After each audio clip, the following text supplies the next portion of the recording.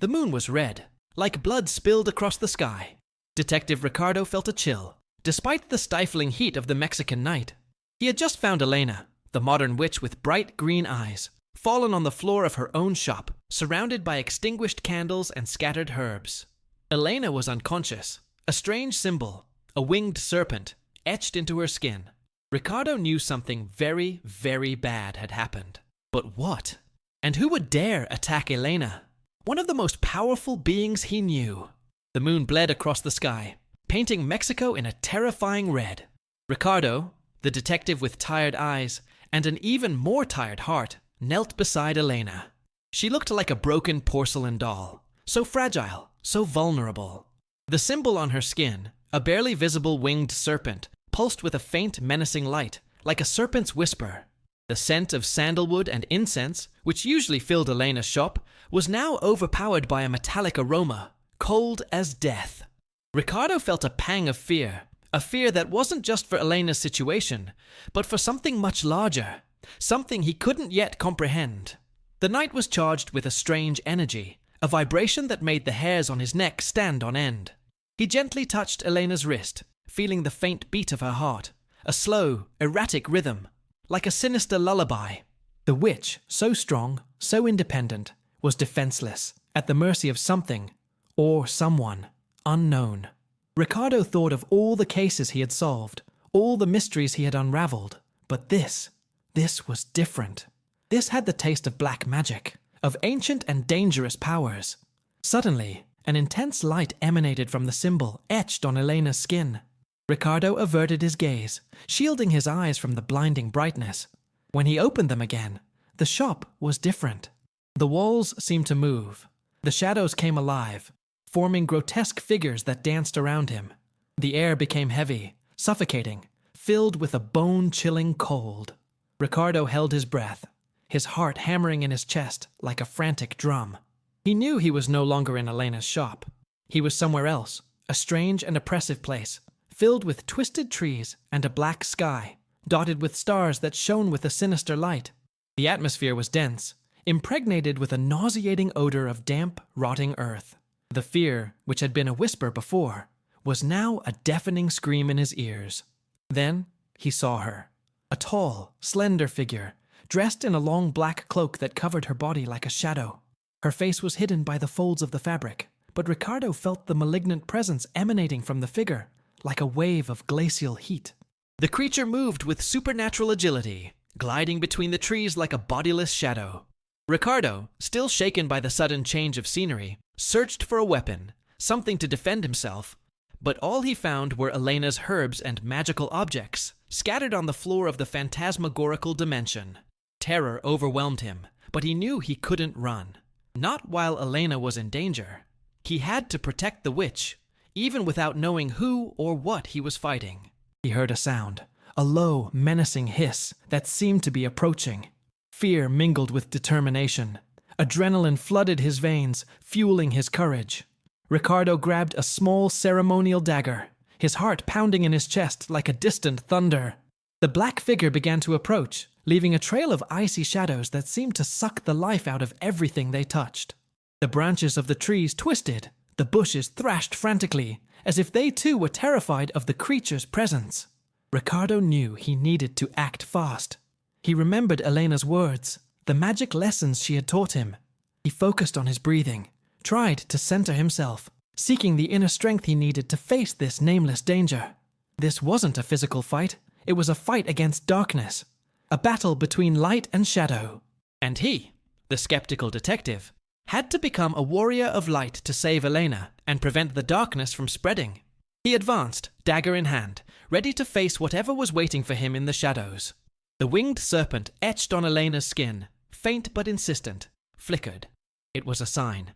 It was a promise that, perhaps, he wasn't alone in this fight. Ricardo advanced, the ceremonial dagger shimmering faintly in the light of the sinister stars. The creature materialized fully from behind a twisted tree, and Ricardo gasped.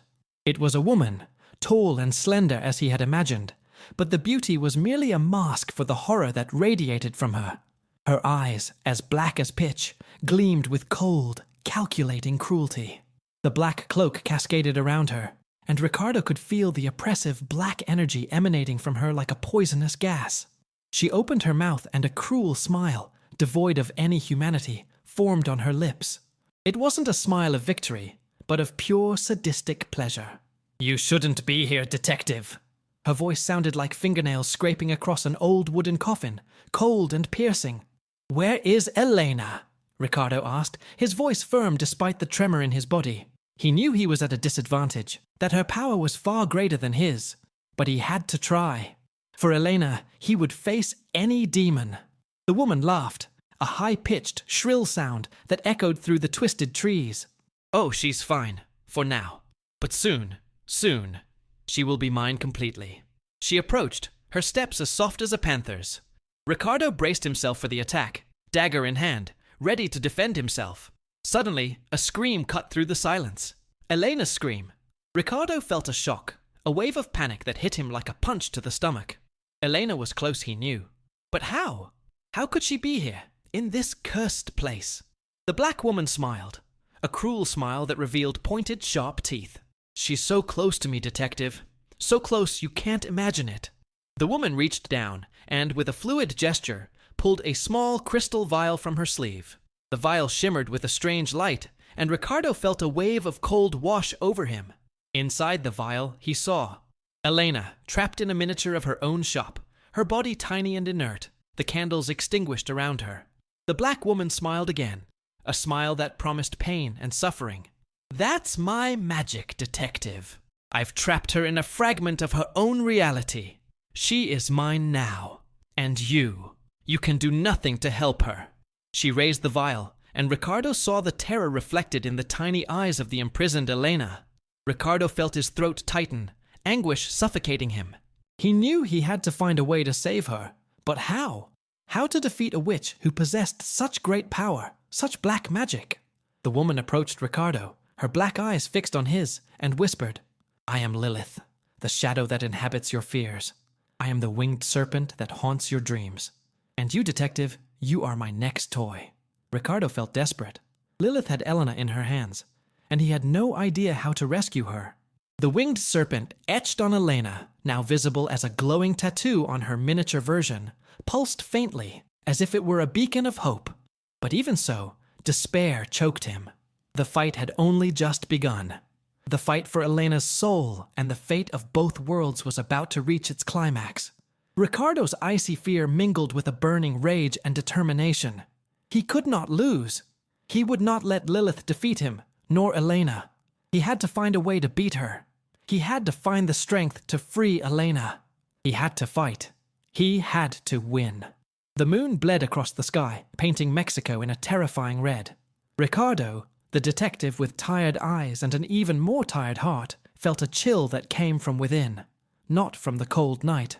He was in a strange place, a place of twisted trees and a black sky, dotted with stars that shone with a sinister light. The air was dense, suffocating, and the fear, which had been a whisper before, was now a deafening scream in his ears. He had to save Elena, the modern witch with bright green eyes, who was unconscious, with a strange symbol, a winged serpent, etched into her skin. The symbol pulsed with a faint, menacing light. Ricardo knew he was in a hellish dimension, and that Elena's life was in grave danger. Then he saw her. Lilith, a tall, slender figure, dressed in a long black cloak, her eyes black as pitch, gleaming with blood-curdling cruelty. She emanated an oppressive black energy, like a poisonous gas. Ricardo felt weak, powerless in the face of such wickedness, but his love for Elena, a love that transcended dimensions, propelled him. He could not give up. Lilith approached, her steps as soft as a panther's. Her smile, cruel and devoid of any humanity, revealed pointed teeth. "You shouldn't be here, detective." Her voice sounded like fingernails scraping across an old coffin, cold and piercing. "Where is Elena?" Ricardo asked, his voice firm, despite the tremor in his body. He clutched the small ceremonial dagger, his only weapon against the powerful black witch. Lilith laughed, a high-pitched, shrill sound that echoed through the twisted trees. "Oh, she's fine. For now. But soon, she will be mine completely." She pulled a small crystal vial from her sleeve. Inside the vial, trapped in a miniature of Elena's shop, was Elena herself, her body tiny and inert. Lilith had trapped Elena in a fragment of her own reality. A scream cut through the silence. Elena's scream! Ricardo felt a shock, a wave of panic. Elena was close, but trapped, defenseless. Ricardo's fury exploded. He knew Lilith's magic was powerful, but he also had something she didn't. The power of love. He had a love that transcended time, space, dimensions. Lilith approached, her black eyes fixed on his. I am Lilith, the shadow that inhabits your fears. I am the winged serpent that haunts your dreams. And you, detective, you are my next toy. But Ricardo didn't give up. He remembered Elena's words, the magical herbs, the rituals. He remembered the power of love. As Lilith boasted of her triumph, Ricardo noticed something different in the glow of the winged serpent on Elena's shrunken skin in the vial. It was a reflection, an echo, of Elena's magic. A tiny thread of hope shone in the darkness. With a cry of determination, Ricardo focused all his energy, all his love for Elena, on the small miniature in the vial. He closed his eyes, visualizing Elena's magic expanding, breaking the walls that imprisoned his beloved. He imagined light invading the darkness. An intense light emanated from the vial. The glass cracked, exploded. The miniature disintegrated, and Elena, now full of power, appeared before Ricardo, radiating the light that had been imprisoned. Lilith's magic recoiled, weakened by the power of Ricardo's love and Elena's ancestral power. Lilith screamed, a mixture of fury and terror, as her magic faded and she dissolved into black dust on the ground. Elena, still weak, but with bright eyes, reached out to Ricardo, her smile lightening the weight on their hearts. The dimension dissolved. The twisted branches, the sinister trees, everything disappeared. They were back in Elena's shop, under the red moon that now seemed less menacing. They had survived. Together, they had defeated Lilith, the shadow that haunted their fears. They had proven that love, even between two worlds, was stronger than any black magic. The fight was over, but their journey, the adventure, the discovery of ancestral secrets, and above all, their love continued. They were back in Elena's shop, the familiar scent of sandalwood and incense filling the air. The red moon still painted the sky, but now the red seemed less menacing, more like a deep, mysterious twilight. Elena, though still a little weak, was in Ricardo's arms, her green eyes shining with newfound strength. They had conquered Lilith, the black witch who had threatened to destroy everything they loved. The feeling of relief was so intense, so profound, that it almost knocked them down. Ricardo held Elena close, feeling the warmth of her body, the strength of her magic, and the love that united them. A love that had crossed dimensions, defied death, and conquered evil. He whispered words of love and gratitude, words that came from the depths of his heart, words that expressed the immeasurable relief he felt. Elena, still breathless, returned the embrace, her eyes filled with tears and deep gratitude. They knew they had much to talk about, many secrets to share, but for now, the silence between them was more eloquent than any word. The silence of the post-fight, the post-fear, the post-despair. The silence of the post-victory. However, the peace was ephemeral. A subtle tremor ran through the floor, a vibration that Ricardo recognized immediately. It wasn't Lilith's energy, it was something different, something older, more powerful. The candles in the shop began to light themselves, one by one, their flames dancing like little fire serpents. The herbs scattered on the floor rose in a whirlwind, forming strange, menacing images in the air. The atmosphere in the shop became heavy, charged with an energy that was both familiar and terrifying. Elena pulled away from Ricardo, her eyes fixed on a point in the ceiling, her expression changing from relief to terror in seconds. She whispered a name that froze Ricardo's blood in his veins. Azrael. A glacial chill invaded the shop, a chill more intense than the cold of the dark dimension where they had fought Lilith. The shadows on the walls became alive, slender and menacing. The walls, the ceiling, and the floor began to vibrate with increasing force. Elena grabbed Ricardo's hand tightly, her fingers digging into his skin. Her green eyes shone with a primal terror. She sensed something coming, something powerful, something incredibly ancient, something beyond anything they had faced before. Suddenly, a gigantic boom shook the shop. The walls crumbled, revealing a black, star-filled sky, the same dark sky they had seen in Lilith's dark dimension. But this time, the stars shone with a much greater intensity, much more menacing. Ricardo and Elena found themselves in an open, vast, and empty space, with a freezing wind that threatened to freeze them to the bone. An immense figure emerged on the horizon, its outline vaguely human, yet with monstrous proportions. The figure emanated an aura of supernatural power, overwhelming, unimaginable. Its shadow stretched for miles, covering everything around it. From above, the figure let out a deep, resonant laugh that seemed to vibrate to the marrow of Ricardo and Elena's bones. A laugh that echoed through both worlds and seemed to have the ability to swallow their souls. "Welcome, my little mortals," the voice echoed, powerful and terrifying, "to my kingdom." Ricardo and Elena looked at each other, fear etched on their faces. They had defeated Lilith, but a much, much greater enemy was lurking, waiting for them. An enemy that had the power to destroy both worlds. Azazel. And his threat was even greater than they could have imagined. The fight, the real fight, was only just beginning.